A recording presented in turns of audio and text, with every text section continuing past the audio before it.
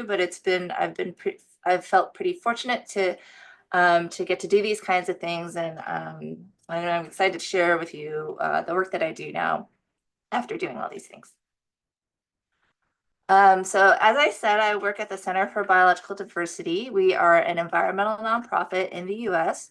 So it's a national nonprofit. I'm very focused in California. I live in California, and most of the work that I do is involved in California. And so everything today I'm going to talk to you about is mostly about California, but I think it can be kind of applied to other places and other animals too. And our mission at the center is to secure a future for all species, great and small, by using science, law, and creative media to protect the lands, waters, and climate that species need to survive. And the Center for Biological Diversity has been around for several decades. And in that time, we have been able to help protect more than 600 endangered species and get more than 400 million acres of habitat protected. And so these are species, some endangered species are below. So there's a condor and a California tiger salamander. And I believe that is a leatherback turtle, but I'm not 100% sure on that one. So anyway, just some examples. So I work at the Center for Biological Diversity in a program called the Urban Wildlands. And so a lot of what I do focuses on land use in the urban wildland interface. And so I thought it would be really helpful to give you some definitions. So here is the definition for urban wildland interface. It's the transition zone between human development and undeveloped wildlands. It's not a very strict line. It is a very ambiguous space, but it is an area where people and wildlife kind of interact the most. And it can be, it's often our first interaction with nature. It can be something like a creek in our backyard or our backyard. It could be a nearby park that maybe you go to with your family or your friends. And so it's not oftentimes nature is depicted as these areas that are really far away, take a long time to get to, where no people are. But really what it is, nature can be right in our backyards. And so when I talk about the urban wildland interface, I'm referring to these spaces where, there's a lot of overlap with people, but then also it could be right next to a lot of development. And I'm going to talk a lot today about wildlife connectivity, and so I wanted to give a definition of that. And so the Convention on Migratory Species defines wildlife connectivity as the unimpeded movement of species and the flow of natural processes that sustain life on Earth. That's a pretty broad definition, but I'm going to give you some examples of what that can look like. So there's lots of different types of connectivity. We can have a core area or patch, which is just like kind of an expansive intact area of habitat where lots of different animals can just roam freely. There's no set path they need to take. They can just kind of move around in this large space and find the resources they need. That's one type of connectivity. Another type of connectivity is like a linear corridor, which is a strip of continuous habitat between two core areas or two bigger areas of habitat. So that could be like a stream. Riparian areas are really great habitat for a lot of different species for them to live in, but also to move through. Often a lot of different species, mountain lions, bears, lots of birds might move through a stream corridor to get from one habitat patch to another. It can also be human-made structures like wildlife crossings, which I'll talk about later, but those are linear corridors that, again, help animals get from habitat on one side of the road to the other side of the road. And then there's stepping stone connectivity, which incorporates small patches of habitats between larger core areas. And so that could be things like backyards, particularly if the backyards have native plants in them. That can be really helpful stepping stone connectivity for pollinators like bees, butterflies, lots of different birds. And so it could also be something at a much larger scale, but we'll just leave it at that for now, and I'll get into that other stuff later. All right. So why is connectivity important? Connectivity is important so that animals can access the resources they need. They need to find food, water, shelter, and mates so that they can reproduce. Um, Connectivity is also really important because it allows populations to have adequate gene flow so that we avoid inbreeding and the harms that can come with inbreeding. It also supports different life stages. Some animals need different things during different times of their lives. So, for example, if we think about frogs, a lot of frogs will breed in the water, lay their eggs in the water, and when the eggs hatch, the tadpoles are aquatic. And so they need water to swim in and find the food that they need and develop before they metamorphose. And then when they become their adult body frogs, they need land to be able to find the other things that they need. And so um, and so it's really important for them to have connectivity between the water resource and the upland habitat so that they can go through their whole life cycle. Um, Connectivity also is really important to provide resilience to climate change. As climate changes, the resources on the landscape might change or move, and animals need to be able to find those resources as they move. And so connectivity is really important to allow them to do that. And then connectivity is really important for our own public health and safety. Um, you know, uh, Going outside, being in nature is really helpful for our mental health. But it also provides us a lot of really great like co-benefits or ecosystem services. Like it helps keep our water clean, it helps clean our air. And so if we have these healthy ecosystems around us because they're all connected, then we benefit from that too.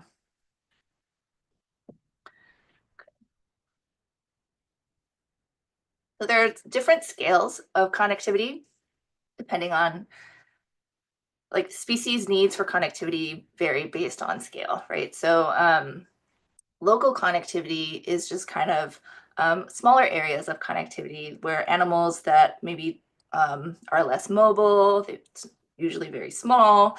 They don't travel very far. They don't have, or they have pretty small home ranges. They require local connectivity. So again, that could be things like what I was talking about earlier with having water and upland habitat connected to each other so that amphibians can have their full life cycle.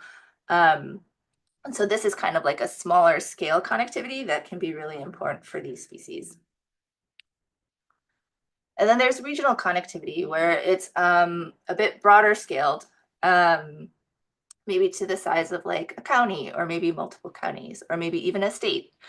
But these animals, usually it's more counties is probably the scale that we're looking for here. But these animals are much more wide ranging. So, bobcats, mountain lions, here's a desert tortoise, even butterflies can need a lot of space to find the resources they need, much more space than those smaller species. And so regional connectivity is really important for these kinds of species that can travel longer distances. And then there's continental connectivity, which can be really important for migratory species, um, especially those that travel thousands of miles. And so in California, we are in the Pacific Flyway. So millions of birds migrate up and down our coast in this area every year. And they need places to rest, they need places to find food, they need places to finally discover that they want to make a nest there, right? And so there's lots of different, um, there's a need to make sure that they have enough habitat. And this is where it could be like large scale stepping stone connectivity, where they can have stops along the way as they do their migrations. And same for monarch butterflies. Okay.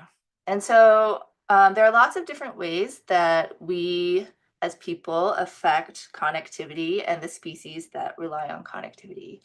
And one of the easiest ways to see that is with our roads. When we developed our roads and built our roads, we weren't thinking about how animals need to move, how wildlife needs to move.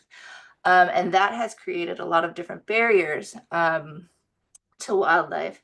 And, oftentimes people think of like deer are affected by roads the most, which they are affected a lot by roads.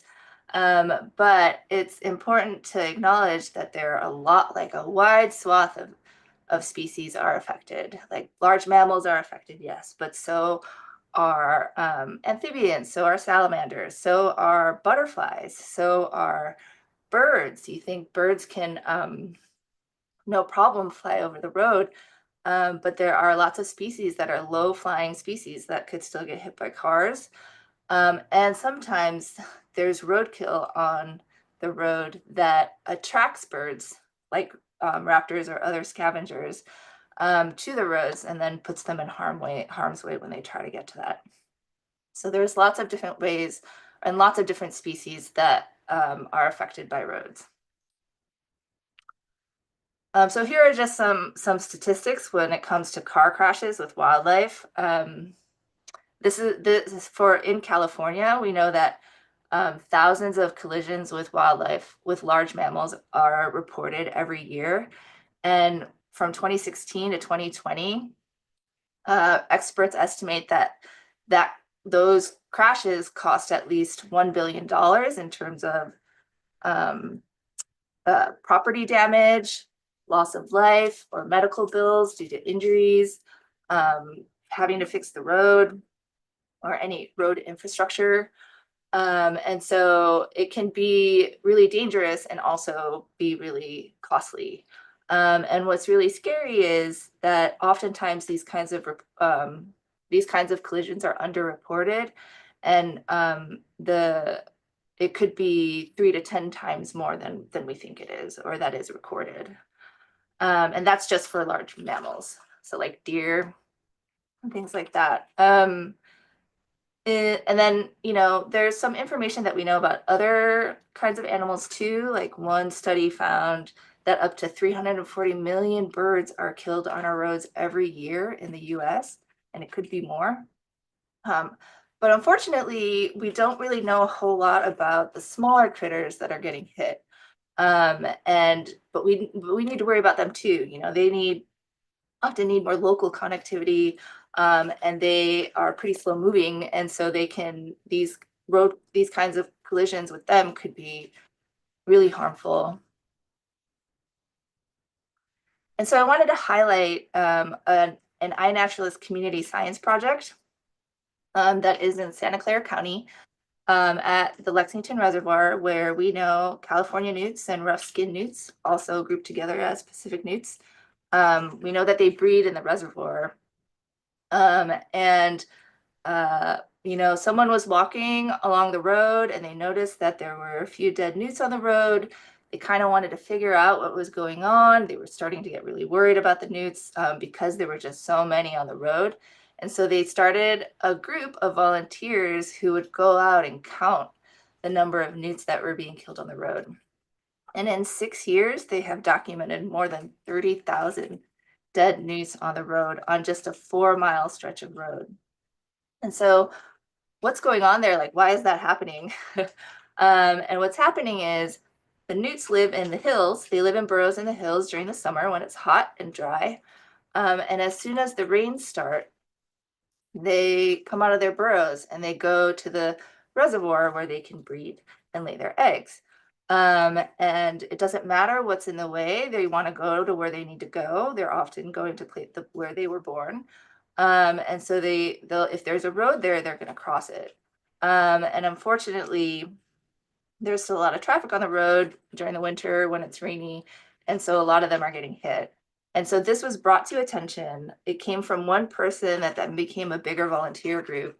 And they brought it to the attention of a lot of the different agencies and landowners that are in the area. And so now those agencies are looking for ways to improve connectivity on the road, not just for newts, but for other small critters.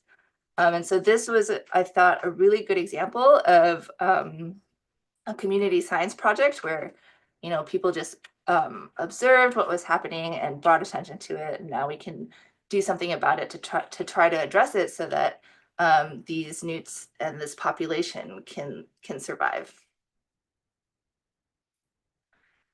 And so I think one thing that's really good about like as sad as all that information is, I think one thing that's really good is that we can actually do things to improve those conditions and we can fix things, right? So yes, we have a lot of roads that are these really massive barriers for all sorts of species that are, and they're harming a lot of species. But we can put wildlife, there are solutions that we can use that we know work. We can put wildlife crossings on the road, which can look like over crossings, so like bridges for the wildlife, or it could be like under crossings or underpasses where the road is the bridge and then there's habitat underneath for the animals to get past the road. And we can also have, more human-made structures like culverts that are often already there, um, where they can use them to get from one side of the road to the other more safely. And fencing is also really important. So oftentimes these kinds of crossings will have directional fencings that help the animals. They kind of guide them towards the crossings that are available so that they use the crossing instead of trying to cross the road at grade. And as I mentioned, there's a lot of different species that are affected. And so sometimes it takes innovation to help the species, right? And so here was a pilot study that U.S. Forest Service and U.S. Geological Survey biologists did in the Sierra National Forest, where there are Yosemite toads that are endangered. And what they were finding was on this road, a lot of Yosemite toads were being killed. But in this area, as you can see, it's pretty difficult. It'd be pretty difficult to construct an overcrossing or an undercrossing on this road. And so they were trying to figure out what they could do that was very cost effective. And so what they did was they ended up building an elevated road segment that just, made it so that cars went a little bit above where the road is, um, so that the Yosemite toads and other critters could could get through the road safely. And what's really awesome was that they tried it and it worked. So up at the top is a Yosemite toad using the undercrossing or the elevated road segment. And it didn't work just for them, it worked for a lot of other critters. So we see a Pacific fisher crossing using the elevated road segment as well. And they saw a lot of different snakes, lots of different salamanders, also using this crossing. So this was a big success, and the hope is that this can get implemented in more places, like at the Lexington Reservoir, where those thousands of newts are being killed every year.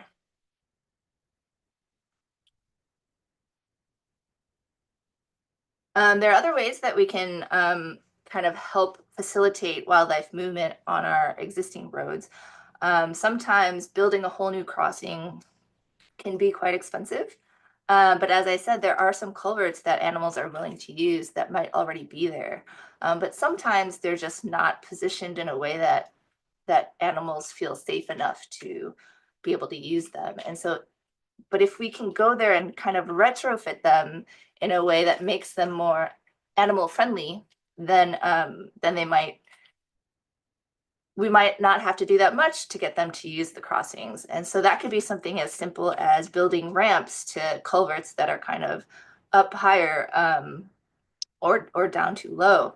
So here are some examples in Ventura County where they did that. And almost immediately they started seeing wildlife using them. So that was pretty exciting to see too, because this is also a very cost-effective way to help improve that wildlife connectivity and get animals off the roads, but allow them to still cross them.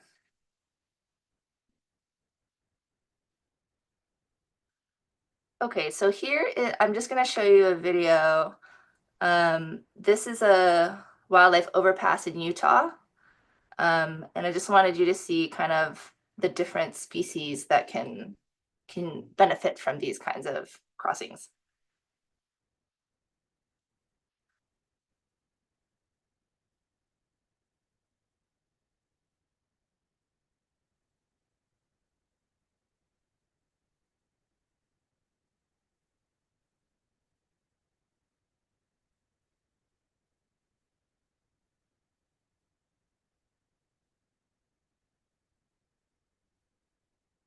And then this is another video I wanted to show you. This is an amphibian undercrossing, so it's much smaller.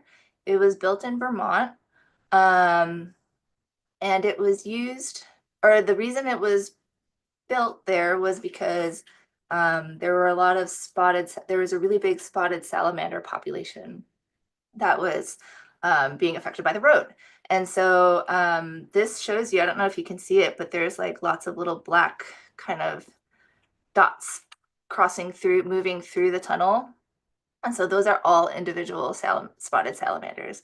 And so it's really great to have this kind of wildlife camera footage to show us that where we're putting these wildlife crossings and how they're being designed is working. And if they could also show us if it's not working and what we can, and then we can know we need to try to do something else or try to adapt it in a way that makes it so that animals feel safe to use it. Okay. So we know that roads are a really big barrier to wildlife and really affect wildlife connectivity, but it's not just roads that affect wildlife connectivity. A lot of our built environment, our structures, the way our cities are designed, can also have an effect on wildlife. And oftentimes, people again think, oh, well, there's no nature in cities, so like we don't really need to worry about them. But that's just not true. There can be tons of biodiversity in our cities. And so I just wanted to give you a few examples. So the photo on the top left is a bobcat, and the photo on the top right is a coyote, and both of those pictures were taken in LA. And then in the middle top, that's a pipevine swallowtail. It's really beautiful butterfly. And on the bottom left is a peregrine falcon, and the bottom middle is a California slender salamander.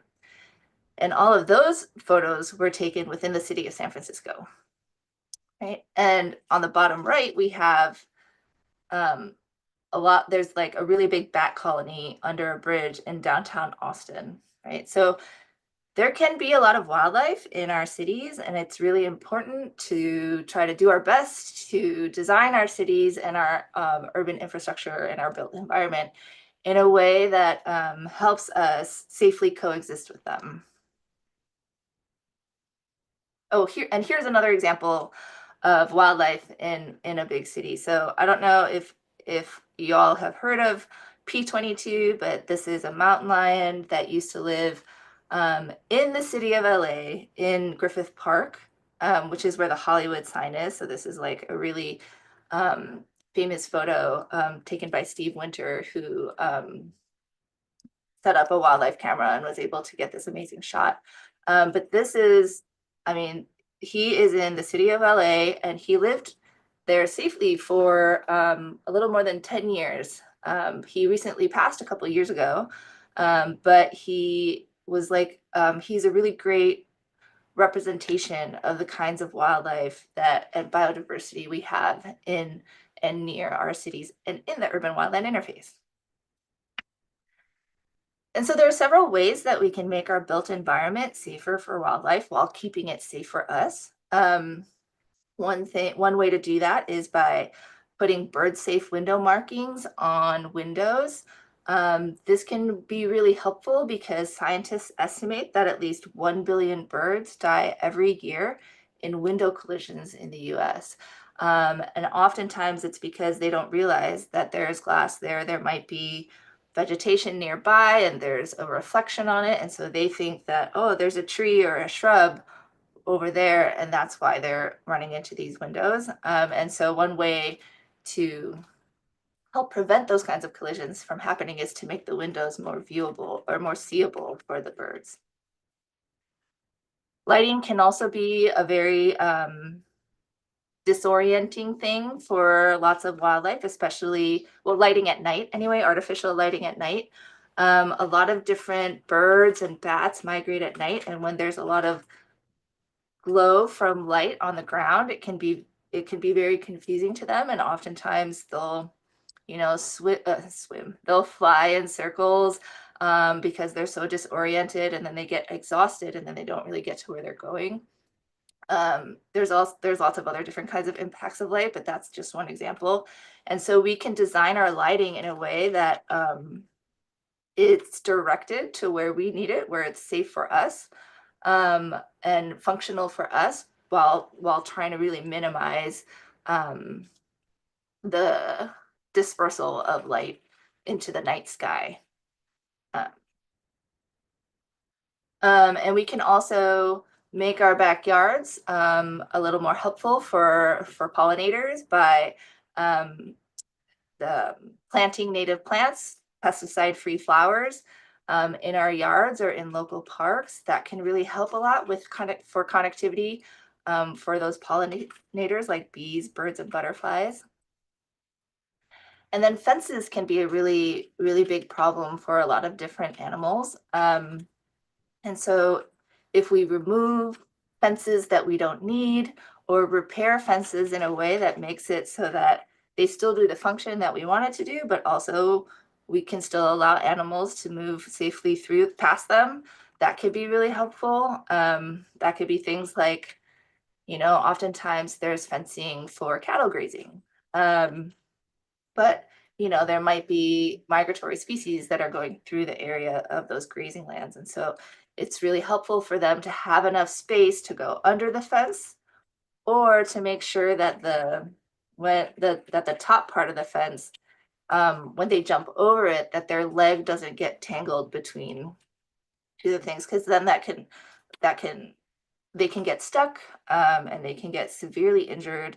And then if they're stuck, they might slowly starve to death. And so there's lots of different ways to make the fences that we need safer for wildlife. And mostly it's about making it more visible, so that because sometimes birds will get stuck in these fences too. So we want to, because they might not see like the thin wire lines. And so we want to make them more visible. We want to try to give enough space for animals to safely go under or over the fences. And then rodenticides can be really harmful to a lot of wildlife. Oftentimes people will use them because they want to get rid of pests. Maybe there's too many rats, maybe there's gophers that are destroying their gardens. And so, but there are alternatives to using rodenticides. The reason why they're so harmful is they're non-specific. So if you put the rodenticides out, maybe those pests will get them, but also a lot of other animals might get it too, or might eat it, or they might eat animals that already consume the rodenticides and then get sick or die from eating those animals. And so one way to kind of help prevent that is by using some natural solutions, like if you put up a bird box or like a raptor pool. So in this image or in these drawings, it's an owl box that that owls will be attracted to and nest in. That's a barn owl that will be attracted to and nest in, and then they can hunt those rats at night. Or you could put up raptor posts near a garden where they have like a red-tailed hawk or other kinds of hawks will have a place to perch and they are active during the day, and they will look for rodents and stuff that may be a pest. So that those are just some like natural solutions that avoid rodenticide use if possible.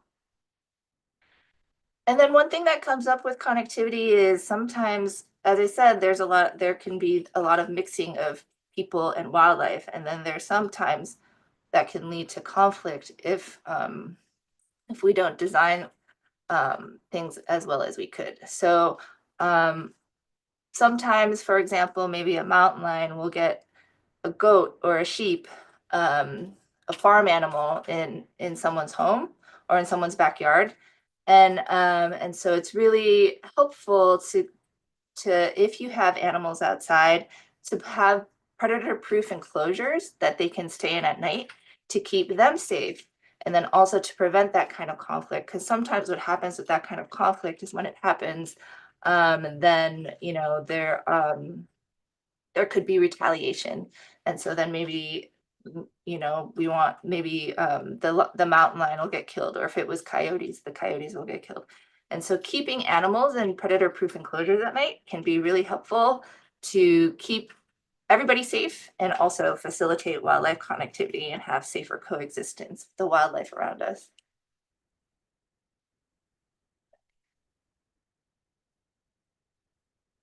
So now I'm just going to talk a little bit. That was like kind of a lot of background that informs the work that I do, and so now I just kind of wanted to hone in on one project that I've been working on quite a bit, and it is working to protect mountain lions in Southern California and along the Central Coast. And we're working to protect them under the California Endangered Species Act. So we submitted a petition to list them as threatened under the California Endangered Species Act. And so there's multiple reasons why we're worried about them. And one of the things that was really alarming to us is that the populations of mountain lions are also called pumas, cougars, ghost cats. They have lots of different names, panthers. I often say mountain lion or puma, but so we're really worried. We were really concerned when this study came out in 2018 that showed that puma populations in California are severely fragmented. There are 10 genetically distinct populations of mountain lions in California. And so if you just look at this map, each color represents a different genetically distinct subpopulation. And so as you can see, some of them are pretty small. And we're really particularly worried about the ones on the Central Coast. So that's the black area, the purple area, and like that green area. And then also the Southern California mountain lions, which includes the yellow, the turquoise, and the red. And the reason they're so fragmented is because of our roads and development. And so when we looked into it even more, we became even more concerned because it looks like these populations are experiencing an extinction vortex. They have severe genetic isolation due to high levels of inbreeding because they're so boxed in by those roads and development. They're having a really hard time with that gene flow that connectivity really helps with.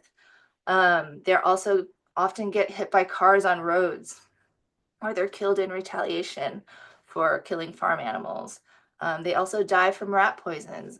And that's usually because they're eating prey that have eaten the rat poisons.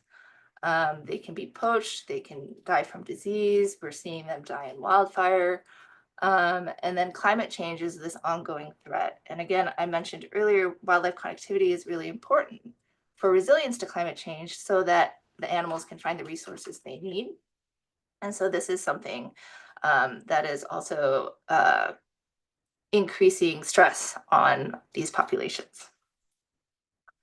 And the primary driver of all these issues of this extinction vortex is lack of connectivity.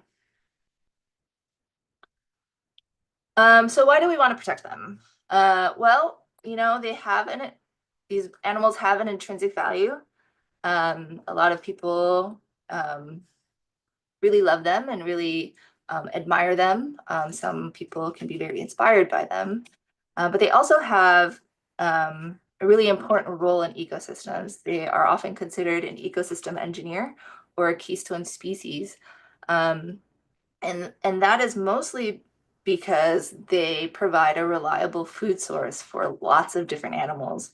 When they kill their prey, it's often deer, they are not only feeding themselves, but they are also feeding lots of other animals. They're feeding a lot of different scavengers, whether it's black bears or like foxes, gray foxes, or even raptors. There could be turkey vultures or California condors, but also like red-tailed hawks. And even songbirds have been known to scavenge on some of their food, on some of their kills. And there's lots of different animals in the soils, like beetles and other invertebrates that really benefit from those kills. And then they also, because they're soil species, they help keep the soils healthy, which helps keep the plants and other vegetation healthy. And so they are known to support biodiversity and interact with almost 500 different species in these ecosystems. So they're really important for that. They also, just their presence modifies the behavior of the prey and other carnivores that are on the landscape. So deer might browse vegetation differently. Instead of eating everything to the ground, they might, take some nibbles here and take some nibbles there, which leaves a lot of habitat, or it really changes the kind of like the design and the layout of vegetation in a way that provides habitat for other species like nesting birds. And it's particularly important near streams because we want to make sure there's enough vegetation near the stream so that the banks don't erode. And so if we keep the vegetation there and like deer, and we keep deer from, eating the vegetation all the way down to the point where they're not helping with erosion, then that can be really harmful to stream species like fish or amphibians. And so their presence in the ecosystem could be really beneficial to a wide variety of species. Okay, so what would CISA protections do? Right now, they are candidate species under the California Endangered Species Act. That's what CISA is. And the goal is to focus on safe coexistence with these mountain lions. And so CISA protections will help us preserve and enhance existing natural connectivity, and it'll make it so that we can have an infrastructure more wildlife friendly. And so that's putting more wildlife crossings on our roads, minimizing lighting at night, or removing and modifying fencing. It can also help us to limit rat poisons and to minimize conflict with people by creating more education and awareness of what it means to be living in mountain lion habitat and having wild neighbors like this. And it can lead to behavioral changes like making sure you keep your pets indoors at night, or building predator-proof enclosures for your animals if they need to stay outside. So I'm just going to go over a little bit of some of the work that is related to it beyond the CISA petition. We also, at the center, we do a lot of science-driven policy and legislation work. And in the past couple of years, we've had some success in getting some state bills passed to kind of help facilitate and implement some of the things that we keep arguing for. So in the past couple of years, we helped pass the Safe Roads and Wildlife Protection Act and the Room to Roam Act. And so these two bills kind of work together because the Safe Roads and Wildlife Protection Act requires the California Department of Fish and Wildlife and the California Department of Transportation to work together to prioritize areas that need wildlife connectivity, that need wildlife crossings, and to get them implemented. And the Room to Roam Act just kind of goes beyond that and requires cities and counties to consider wildlife connectivity when they're doing their general planning. We also have bills that are listed here that help remove or restrict the most dangerous rodenticides from the landscape, which would be really helpful for mountain lions, but it's also really helpful for a lot of other species. And then there's sometimes, so that's at the state level, but then we also have regional level things like regional ordinances, where like the Ventura County Wildlife Movement and Habitat Connectivity Ordinances, which require additional measures if any development is happening in areas that we know are important for wildlife connectivity. I'm not going to go through this whole list, but another thing that we do that is an important aspect of our work is we fight poorly planned development. So these are just a few projects that we have challenged because of their threat to wildlife connectivity, or areas really important for wildlife connectivity, in particular mountain lions, but also other species. And oftentimes these kinds of challenges can lead to legal agreements to protect more habitat, protect important connectivity areas, or it can get projects blocked because they aren't doing enough to minimize their impacts to wildlife connectivity.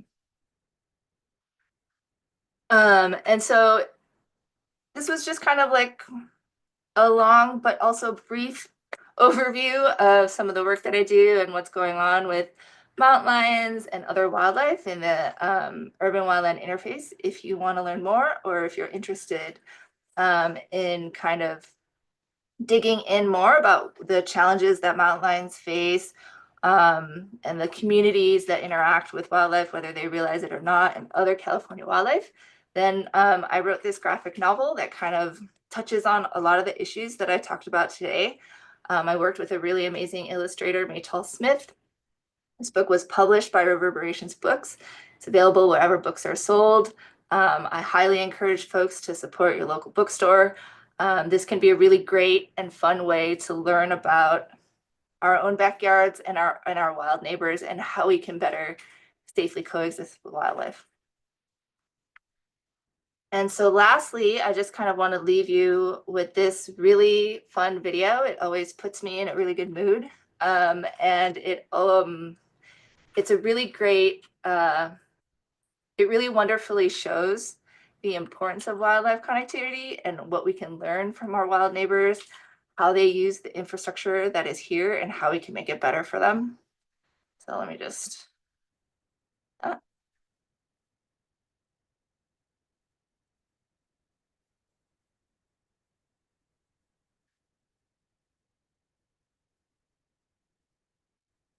So that footage was recorded by POST, it's the Peninsula Open Space Trust in California, and that was a coyote and a badger using a culvert to cross a highway.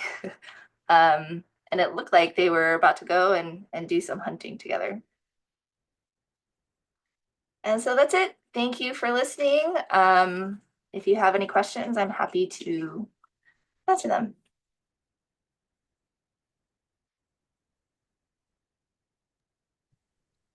All right. So we're going to start with some of the questions that were written in the Q&A box.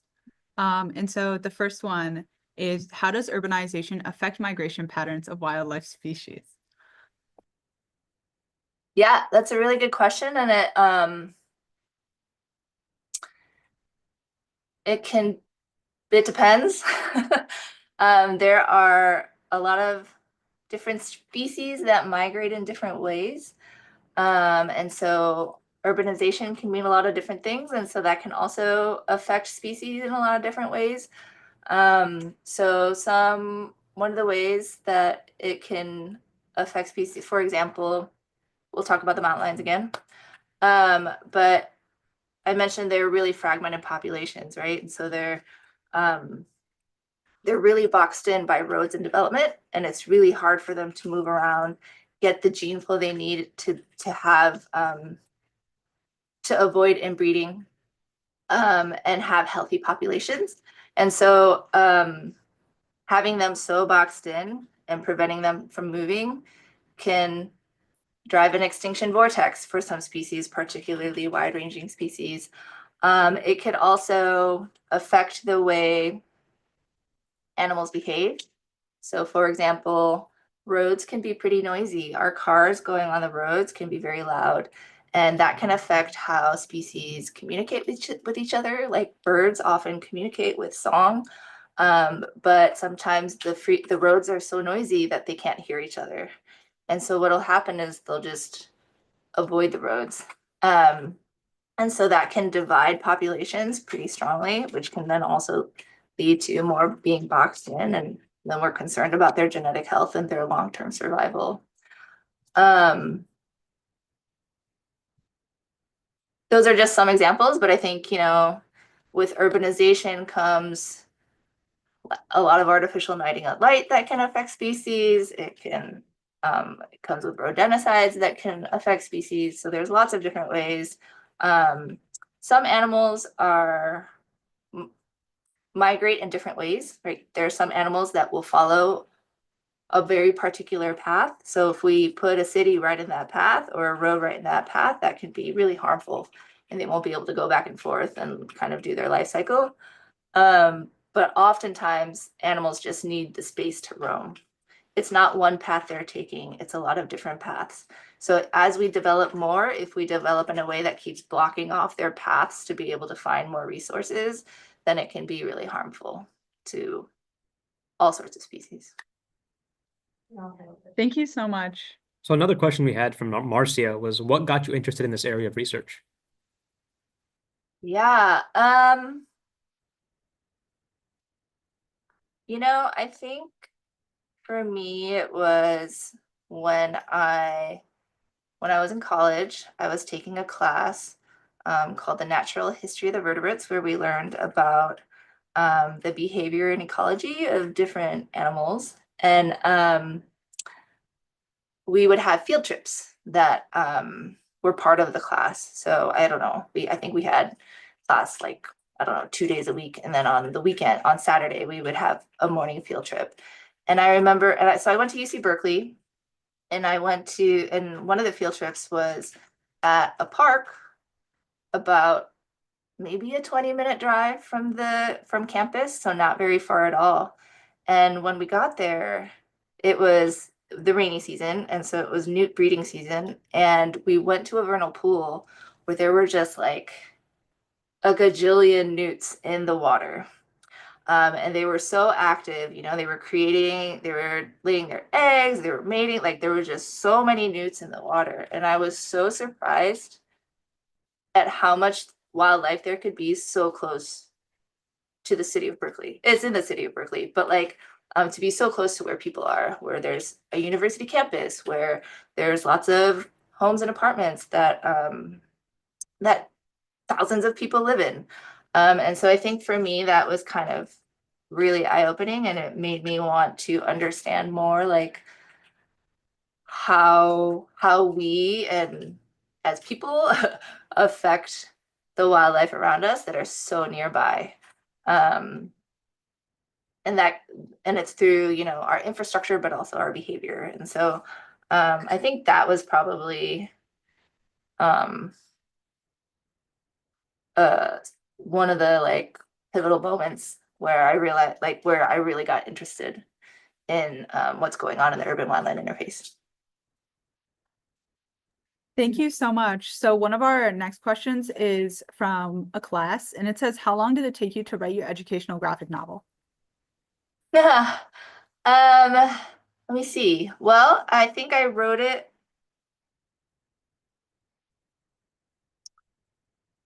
I think I started it in 2021 and it got published in 2023. So the writing process probably was about a year and a half. And then the illustration part where I worked with the illustrator, there's overlap there, but it was probably like about a year. So yeah, so writing it about a year and a half, but then working with Illustrator, everything combined is about 2 years. Another question we have from the same class is, while you were studying pumas, were you ever afraid of them, and how'd you kind of get over that fear? Yeah. So a lot of the work that I did was a lot of research behind a desk. So I was not out there doing the research working with pumas, but I will say it is kind of an interesting thing because there is this feeling of awe and respect and maybe like a healthy amount of fear. But I think that like as I learned more about the species and their behavior and the fact that they're more afraid of us than we are of them, that they avoid us as much as possible, I think that really helped me kind of understand that I don't know if empathy is the right word, but it kind of helped me see things a little more clearly, that like sometimes they can be scary and maybe like there's a good level of fear, but I think also it's really helpful to be educated and kind of aware that they could be around. And like, what if, I'm hiking somewhere and it's mountain lion habitat, like what are the things I need to know? Like definitely don't turn your back and run, like you want to stay facing them. make yourself look really big, make a lot of noise. And so for the most part, it's very safe. And so I think that just knowing those things and learning more about their behavior and how they navigate around us so much all the time can be really helpful. Thank you so much. And so we have one more question from Marcia, and she was asking, what do you view as some of the greatest successes of your work in advocacy? Great question. Well, I think it's been really cool to see how much growth there has been in terms of wildlife connectivity, and the importance of it. And I think I started doing this work. I've been at this job for almost 7 years. And I remember when I started working, not very many people were talking about wildlife connectivity. Not very many people knew what it was. And I think now there's a lot more people talking about it. I'll say it out loud in a conversation and people will know what I'm talking about already. I don't have to explain it as much. And so that's been pretty cool to see. And I think a lot of that, like, obviously there's lots of different people working in this field. But I think what's been really amazing to see is that a lot of our work with the mountain lion protections and the Mountain Lion California Endangered Species Act petition has really helped move the ball forward in that respect. I think there's been a growing understanding of mountain lions and other wild neighbors, but in particular mountain lions, because it can be a very people either really love them or really hate them. And so I think it's been eye-opening to be able to, and really exciting to be able to see more and more people learning about mountain lions and wildlife connectivity, understanding them more, and getting through this work we've been able to get more wildlife crossings built, which has been really amazing. We've been able to get more funding to go towards research to understand how not just mountain lions, but lots of other different animals move throughout the landscape, so that we can do as good of a job as possible to get the crossings put in where they need to get put in. And so it's been, I would say, like, that's been really exciting to see, and I'm looking forward to continuing the work and seeing where it leads.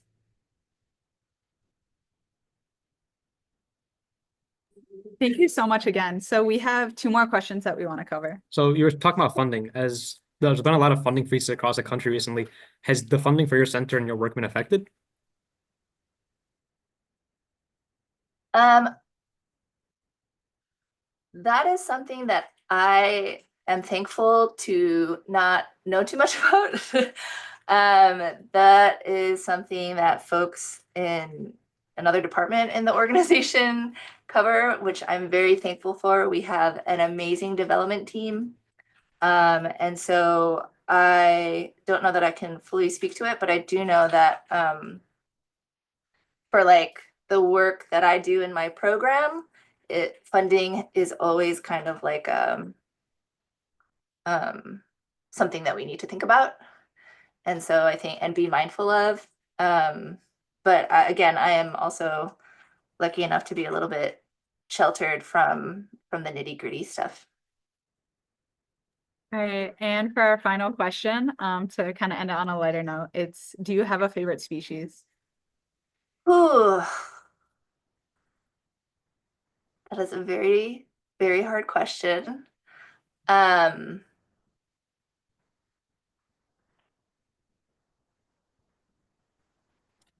That I cannot answer because there are so many amazing species. But I will point to one that I really like that was in one of these earlier photos. Sorry, I'm just gonna make you go through this whole thing backwards. Nope. Okay. So when I was in grad school, most of the work that I did some research in intertidal like seaweeds, and that's why the barnacle, I showed you the barnacle picture earlier. But I also studied disease in amphibians, so in frogs and salamanders. And one of the species that I always really enjoy seeing when, particularly in the winter when it's already rainy, so I know they'll be out, are ensatina salamanders, or they're also called yellow-eyed salamanders. So it's this one on the top right, zoomed in on its face. And this is actually on a road where that gets closed every winter for migrating for newts, but then other animals benefit, including these ensatina salamanders. And so I'm always really happy when I see one of these guys, but I don't think I can point to a favorite because there are so many cool species out there. All right, and that's all we've got for you, Tiffany. Thank you so much for your time Great. today. We really enjoyed your presentations. Yeah, thanks for having me. I really appreciate being here. Yes, thank you for another great NBTI presentation. We really appreciate you. Yeah, thanks. I appreciate you too. All right, and I think that's all for questions. So I think we are all good. And yeah, thank you. Thank you again. All right, thanks so much. Have a Thank good you. weekend. Yeah, thank you. You too. Happy Yeah, Valentine's thanks. Day. Happy Valentine's Day. All right, bye. Bye.